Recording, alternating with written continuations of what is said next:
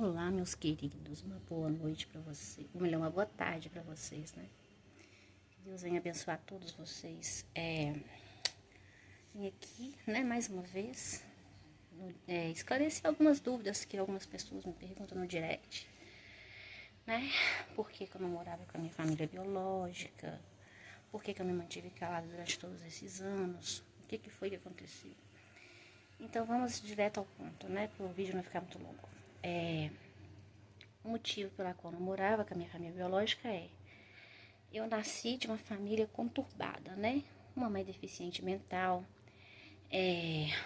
meu pai não tinha muito juízo também, né? E a casa do meu pai vivia cheio de homens, gente. Tipo assim, homens que se dizia amigo dele, né? Mas que não respeitava nem mesmo o meu pai, que dirá uma criança, né? E aí era uma casa assim na qual tinha muro, era de cerca, né? Cerca normal, então assim, qualquer um entrava, qualquer um saía amigo dele. Às vezes você já acordava de manhã cedo, nem café você tomava, você já dava de cara com uns amigos, entre aspas, do meu pai. Então era uma casa assim que era uma família conturbada, sabe? Uma família que não tinha assim, nem como ter filhos, não sei nem por que teve, né? Mas infelizmente eu nasci de uma família assim, e muitas crianças também nascem de uma família conturbada, que desestruturada. E foi o meu caso. Então, assim, por esse motivo a minha irmã casou, né? Ela cuidou de mim desde quando eu nasci, porque minha mãe não tinha juízo, né? Era doente mental. Então ela cuidou de mim desde quando eu nasci. E aí depois que ela casou, no objetivo de me proteger, né? Ela me levou para morar com ela, porque a casa do meu pai e da minha mãe era impossível estar morando lá, criança. E me levou com ela para morar com ela dos meus 3 anos, né? Que foi logo quando a casa eu tava mais ou menos com isso, 3 anos. E me levou para morar com ela. E nisso aí começou meu tormento, né? Na verdade, desde quando ele namorava com ela, ele já me molestava. Mas eu não entendia muito bem o que estava acontecendo, então ficava meio que no ar. Aí ele ficou abusando de mim, de 3 anos até meus 13 para 14 anos. E na época eu me mantive calada, porque aí ele já tinha casado com a minha irmã, depois veio a minha sobrinha, né? Aí eu já tava com meus 4 anos mais ou menos, e aí ele já começou a me falar comigo, ó, se você contar, sua irmã vai pra rua e eu vou pra cadeia, e a sua irmã vai ficar sofrendo com a minha sobrinha, né? E a sua irmã vai ficar sofrendo com a minha sobrinha, com a sua sobrinha, entre aspas, não posso falar o nome aqui, e tudo isso por sua culpa. Eu vou preso e a sua irmã vai ficar na rua com a minha filha. E isso aí vai ser culpa sua. Porque o seu pai não vai aceitar a sua irmã lá, não. Assim que ele falava comigo. Seu pai não vai aceitar a sua irmã lá, não. E eu era criança, mas eu não entendia que isso realmente iria acontecer. Ou melhor, entre aspas, né? Porque eu não sabia raciocinar direito. Eu era muito pequena. Aí fiquei passando por essa situação, ele me molestando, né? De 3 anos até meus 8 para 9 anos, ele só me molestava. Quando eu fiz de 8 para 9 anos, ele chegou a consumir o ato mesmo, né? E eu me mantive calada durante esses anos todos por este motivo. Depois que eu fiz meus 13 para 14 anos, eu já comecei a não aceitar essa situação. E a vontade de contar era enorme, a vontade de gritar para todo mundo era enorme, mas eu não podia, porque eu sabia que se eu falasse, através disso eu ia destruir uma família, não era o que eu queria, né? Não era a minha intenção. Então me mantive calada por isso, para não destruir uma família, sabe? Não que eu seja culpada, eu não tive culpa nenhuma do que aconteceu. Mas a minha consciência depois ia ficar pensando, meus sobrinhos vão sofrer por minha culpa? Eu vou pôr meus sobrinhos para sofrer? Não vou fazer isso. Então, quando eu comecei a contar mesmo, quando a bomba estourou e eu contei para todo mundo, foi logo quando ele separou da minha irmã.